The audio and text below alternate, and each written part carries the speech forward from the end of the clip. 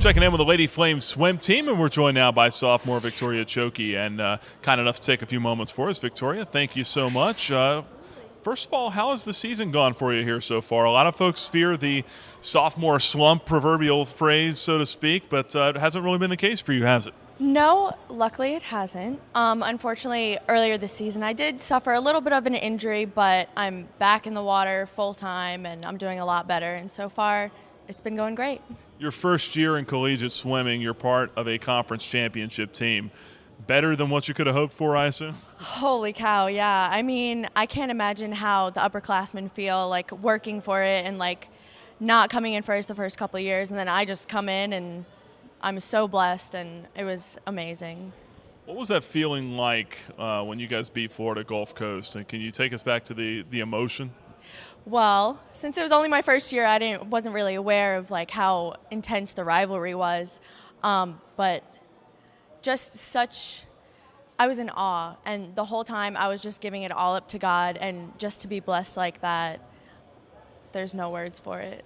Now, the backstroke, I believe, is your specialty. You've really excelled in that. You're really high up the charts already here in program history for a lot of accolades there. But tell us about when you first started swimming and when you discovered what your niche was, so to speak. Oh, geez. It's a tough one, huh? It is a tough one. You know, I started when I was 10, and so I never really realized what competition was until one day, like, my coaches were, like, encouraging me like to go faster and to train harder, and you know, all of a sudden you start going to those big meets and you realize like, wow, and then you get your first like medal and your first ribbons, you're like, wow, like I'm good at this, like, and then you kind of just keep going. You grew up in Apex, North Carolina, is that right? No, I actually grew up on Long Island, New York. Okay. And I moved to North Carolina when I was 13. Wow, so just outside the city then. What was that like in New York? It was pretty cool. I had an aunt that lived in the city, so I got to visit pretty often.